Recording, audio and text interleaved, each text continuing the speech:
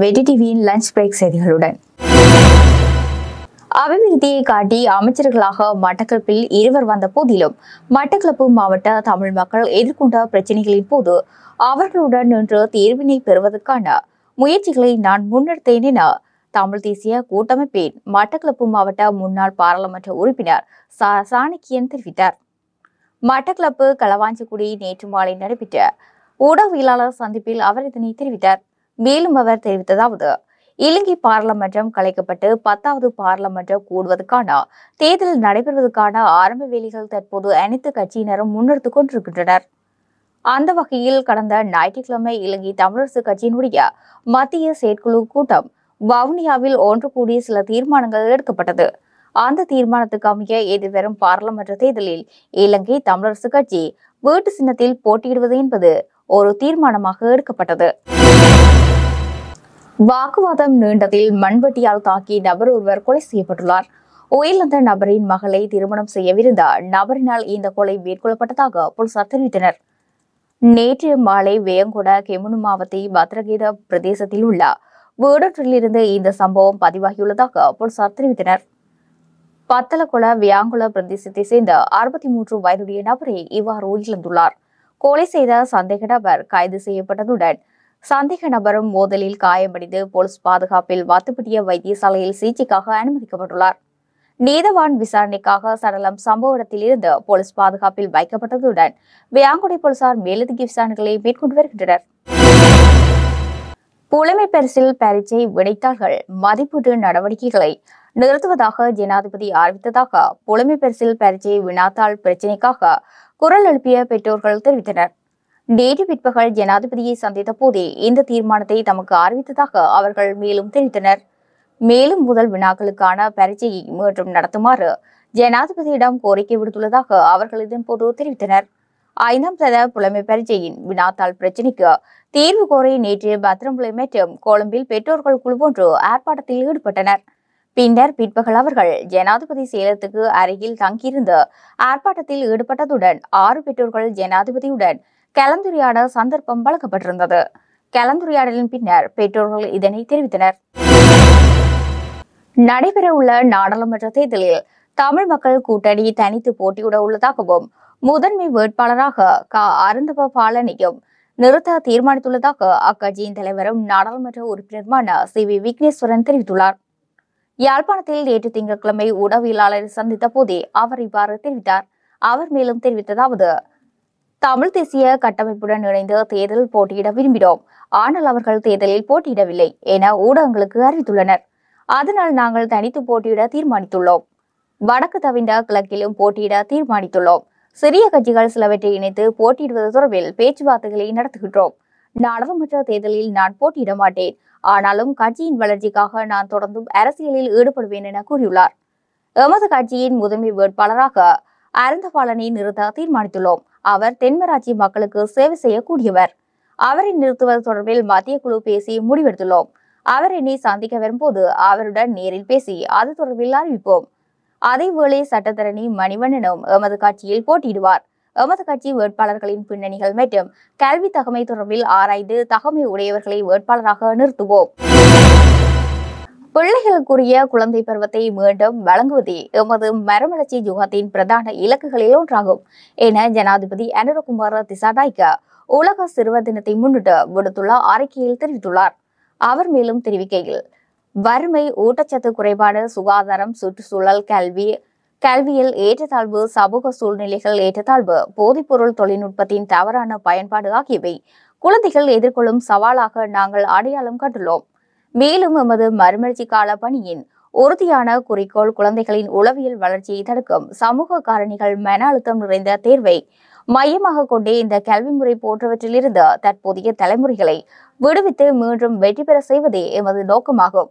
குழந்தைகளின் உலகம் குழந்தைகளுக்கே சொந்தமானது. மனதாலும் உள்ளத்தாலும் ஆரோக்கியமான குழந்தைகளின் தலைமுறையை பெற்றெடுப்பது மூலம் எதிர்காலத்தில் உலகை வெல்லும் சுதந்திரமான கற்பனை கொண்ட ஒரு உன்னத மனிதனை உருவாக்கும் என்று நாங்கள் நம்புகின்றோம். அதற்கு தேவையான பொருளாதார சுதந்திரத்தையும் மனித நேயம், பரஸ்பர நம்பிக்கை, மரியாதை, சமூகத்தின் ஏற்றுக்கொள்ளலை உருவாக்கி இயற்கை வளங்கள் நிறைந்த சுற்றுச்சூழல், பாரம்பரியத்தை பாதுகாப்பதற்கு அரசியல் மாற்றத்தை முன்னுரிமை பணியாக மேற்கொள்வதற்கு நாங்கள் அர்ப்பணித்துள்ளோம். அந்த பொறுப்பு அனைவருக்கும் பொறுப்பு என்று ஜனாதிபதி மேலும் தெரிவித்தார். பேருந்து கட்டணத்தை குறைக்க தேசிய போக்குவரத்து ஆணைக்குழு தீர்மானித்துள்ளது. நேற்று நள்ளிரவு முதல் டீசல் ஒன்றின் விலை 33 ரூபாவால் குறைக்கப்பட்டதை அடுத்து இந்த தீர்மானம் எடுக்கப்பட்டதாகவும் புதிய பேருந்து கட்டணம் இன்றுக்குள் அறிவிக்கப்படும் என எதிர்பார்க்கப்படுவதாக தெரிவிக்கப்பட்டுள்ளது. புதிதாக தெரிவு செய்யப்பட்ட ஜனாதிபதி அனுரகுமார திசாநாயக்கவின் தலைமையில் நடைபெற்ற முதலாவது அமைச்சரவை கூட்டத்தில் எதிர்வரும் பாராளுமன்ற தேர்தலுக்கான நிதியை அமைச்சரவை தனது முதல் தீர்மானமாக அங்கீகரித்துள்ளது. அடுத்த தேசிய வரவு செலவு திட்டத்தில் கூடுதலாக 6 பில்லியன் ரூபாய் வரவுள்ள நிலையில் மொத்தம் 5 பில்லியன் ரூபாய் ஒதுக்கப்பட்டுள்ளது. தேர்தலுக்கான மொத்த செலவு 11 பில்லியன் ரூபாய் என மதிப்பிடப்பட்டுள்ளது என அமைச்சரவை பேச்சாளர் அமைச்சர் விஜித ஹேரத் தெரிவித்தார். இரண்டாவது தீர்மானமாக பாராளுமன்ற உறுப்பினர்கள் மற்றும் முன்னாள் ஜனாதிபதிகளுக்கு வழங்கப்பட்டுள்ள அனைத்து வசதிகள் மற்றும் சலுகைகளை மீளாய்வு செய்வதற்கு குழு ஒன்றை நியமிக்க அமைச்சரவை தீர்மானித்துள்ளது. ஆட்சி மாற்றத்தின் பின்னர் அண்மையில் அரசு வாகனங்களை திருப்பி அனுப்பியவர்களின் பட்டியலில் தனது பெயரும் உள்ளடக்கியமே தவறான தகவல் என முன்னாள் பாராளுமன்ற உறுப்பினர் பத்ம உதயசாந்த குணசேகர தெரிவித்துள்ளார். புதிய நிர்வாகத்தினால் ஊடகங்களுக்கு வெளிப்படுத்தப்பட்ட பட்டியலின்படி பத்ம உதயசாந்த குணசேகர டொயோட்டோ ஹீலெக்ஸ் வாகனத்தை திருப்பி அனுப்பியுள்ளதாக தெரிவிக்கப்படுகின்றது. தாம் டொயோட்டோ ஹீலெக்ஸ் வாகனத்தை பயன்படுத்தியதாகவும் தான் நாடாளுமன்ற உறுப்பினரிடமும் வெளியான தகவல் பொய்யானது என சமூக வலைதளங்களில் கருத்து வெளியிட்ட முன்னாள் நாடாளுமன்ற உறுப்பினர், நான் 2004 மொனராகலை மாவட்டத்தில் இருந்து பாராளுமன்றத்துக்குள் நுழைந்து 2015 மீண்டும் நுழைந்தேன். 2020 வரை பாராளுமன்ற உறுப்பினராக சேவை செய்தேன். அதன் பின்னர் நான் ஒரு சுயாதீன நபராக பாராளுமன்ற உறுப்பினர் அல்லாதவராக இருந்தேன்.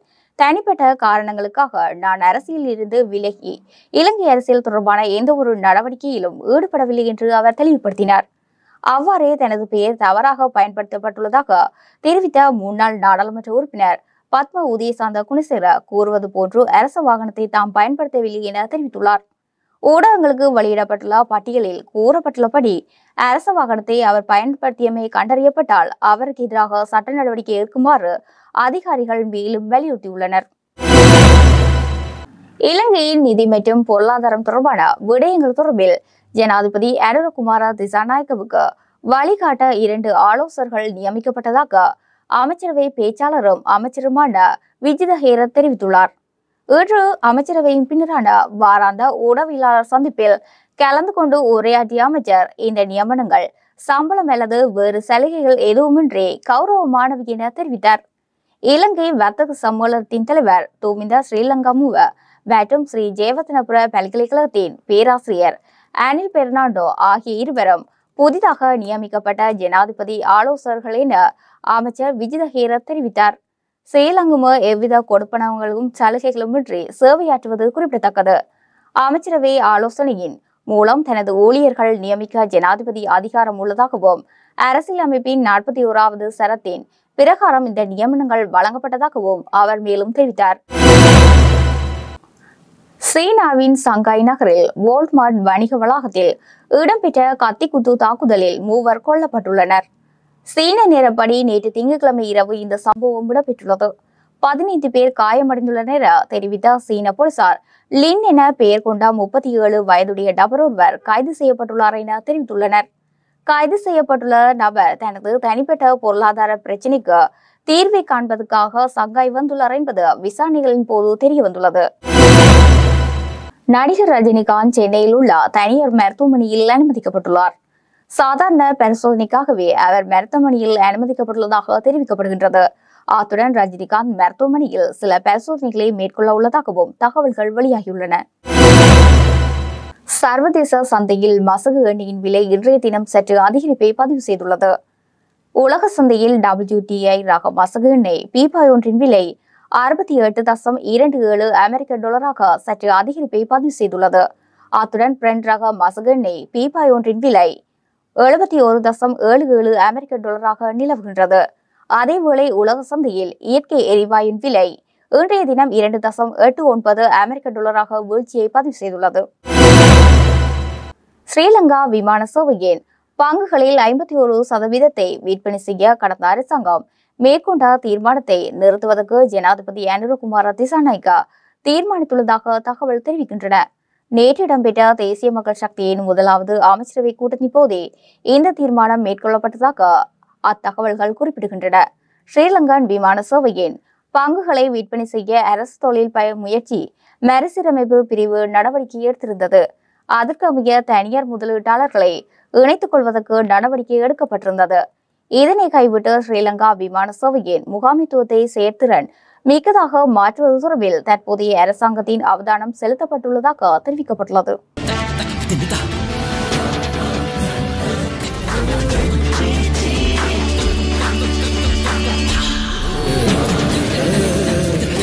Kita